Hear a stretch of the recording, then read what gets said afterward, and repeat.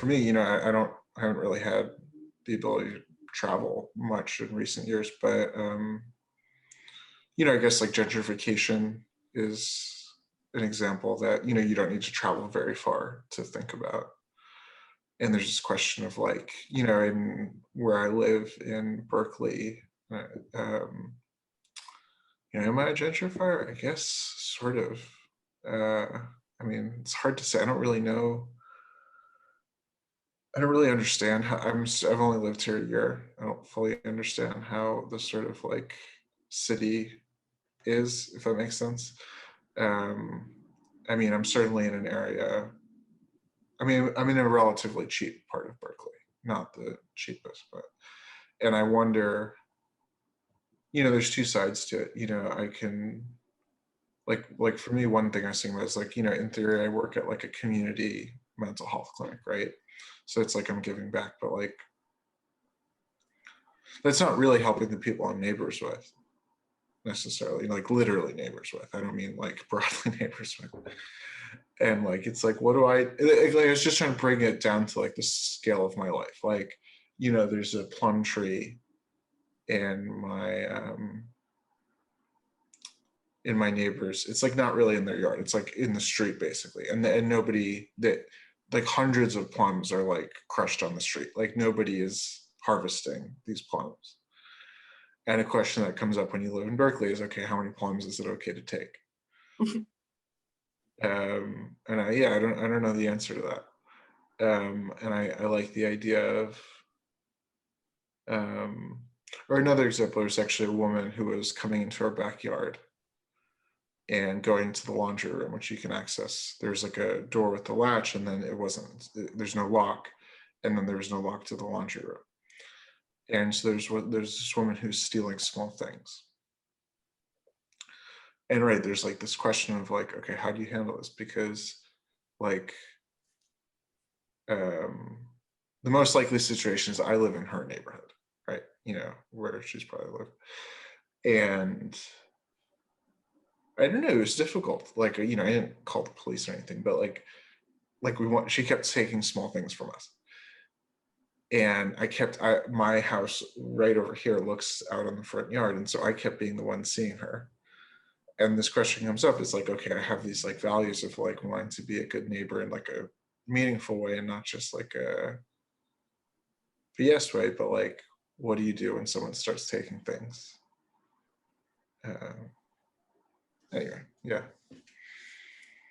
So I really like that example, Ethan. And I really appreciate how you highlighted the contrasting point of views, or the point of views that are a little at odds. It's not something that I think everybody would have seen right away. So thank you for that. I think it makes it more interesting to do that. As far as the exact scenario you're talking about with the lady using the laundry room and taking the plums, I think this ties right into our conversation and the part that I feel that I mentioned before, that I think there's some controversy around in terms of how I view it, which is that I think you don't owe her anything. Like she could earn that by being friendly to you. I love Maddie's point about energy.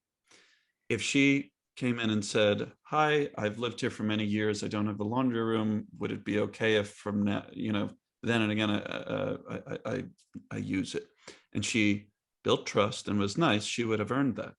Without that, I would put a lock on it, and and I don't like that. Like, I want to be the guy that shares the laundry room, but not just with anyone. You do have to earn it. It's like saying everybody deserves your respect. I don't agree with that. I think that people have to earn your respect. You may start at a certain set point of general respect towards people, but you can't, it'd be hard to deny that people make impressions on you, and then you're more or less likely to be inclined to be helpful to them, or possibly harmful to them if they're harmful to you. So I guess I don't agree with the notion, nobody said it, but I don't agree with the notion that you should just be community minded. I think that systems need to be in place to either preserve or encourage community mindedness. And if we're in just a standard capitalist system, as most of the Western world is, there's a lot of problems with it. Obviously, the model has a lot of problems, but there's a reliability to it, and it's the best one that I know of, where basically you get to choose how generous you are towards your community and people. And I think that's good, because through your own healing and development, like I'm going through, I plan to have my set point of generosity to the community raised. I would like that. And yet it's not just an open door. I think would be a very bad thing if the woman could use the laundry room and start taking your paper towels, and it slowly increases. I think that should be discouraged through social feedback. I guess I wonder about your confidence in the kind of system, because like I think, like when I hear that, it all sounds sensible in theory, and then like to give two examples, what you mentioned about the sort of local government in Mexico preserving, it's a nice idea to think that that the local government will preserve, but I mean, my ballpark estimate would be that happens less than 1% of the time. That a local government, there's no reason for it to be any less sort of corrupt or dysfunctional than any other organization. Actually, there's less. I mean, you have an influx of a large amount of money into a place that is, by definition, because of what we're talking about, which is like rapid development, not used to that. The chance of that being sort of funneled in a sort of effective way seems to me close to zero. And so the assumption that they, or the idea that they will work it out for them, and I'm not saying therefore it's your responsibility. I'm not going after. I'm just saying, I don't know that happens. And likewise, what you're saying here, so here's an example I think of, like, so I think I was somewhat frustrated with this woman because I wish that she had knocked on our door and said, I didn't even realize she was doing laundry at first, because we just saw her taking things, and then she was doing laundry. It was very confusing. And that's the confusion, is where your perspective, I think, might run into challenges, because like in the sort of summarized version, what you're saying makes sense. But what if you see her, and as I did, and you think, well, this person's clearly on something, and this person's probably homeless. Okay, so then you have this element of like her ability to engage with me in like a sort of friendly, neighborly way is impaired, like chemically and by like society, right? Like the way that she is living, if she is living on the street, like that's like a dangerous and uncertain way to live your life that does not make it possible to just like, you know what I mean, be the same kind of friendly person. So then like there's all this other like crud that comes in the decision-making process that makes what you're suggesting a lot more complicated. Does that make sense? Like, from the like 100-mile up view, what you're saying can make a certain sense to me, but I wonder how much it actually pans out in the close-up version. I have thoughts about that, but I want to let others jump in, and if you have something else. I'm just super, I'm very skeptical of systems and government systems because they failed me before. And so I don't necessarily think that they're very, I don't know, they have the best interest for the people in mind. I feel like they're inherently corrupt because unfortunately, people get greedy. And so to me, I feel like sometimes it's my responsibility to help others because I know the government systems might not, do what they're saying they do, like they often don't. And then, with the problem with the washing machine, I totally feel the same way as you were feeling because I just had something stolen off my car. Um, and, if somebody had asked me for the money, could I have this money?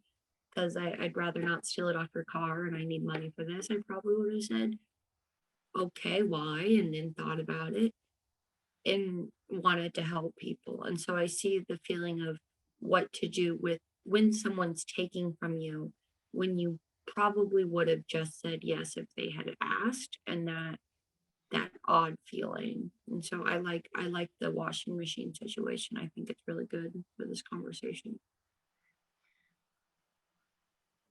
I think it's interesting. I had an interesting lavanderia, which means like washing place here in Mexico. Like you basically always take your clothes to a lavanderia to get washed. And I actually had 2 pieces stolen from me there. And I was quite upset about this because they were 2 new dresses I didn't even get to wear. And I was upset. And then I said, it's gone. Like, there's nothing for me to do about it. Like, it's it will conjure up more negative energy for me to be upset and wish badness to this person if not. But I think in your situation where this person is in your community and coming back and repeating this offense, I think it's fair to be upset because they are in your community and it's happening on multiple occasions. So I think in respecting yourself, I think that there can come a time and a place where you say, hey, I'm uncomfortable with this. We're in the same community and I don't like to be treated this way because I wouldn't treat others like this and I would like to be treated back. So I think within a community, it gets tricky because sometimes the rules are unsaid, but people just know them. And other times you need to say them. Like, how else are you supposed to know? So I think this is so tricky because there are so many different communities now. I will go a little bit against you, Evan, and say that travelers make up a legitimate community because really there are like forum boards and I don't know, like there are places of communication and there is a kind of a set of rules, of unspoken rules. And I think that this conjures up maybe a loose, but I would say it conjures up a community. So I think an important part when we think about collectivism versus individualism is the communities and like the rules that are spoken or unspoken.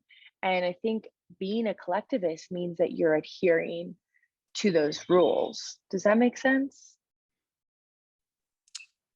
Yeah. As we're talking now, I'm kind of coming up with my definition of collectivism is or a collective would be people that you don't see regularly, what you do for them and how you hold them in your mind.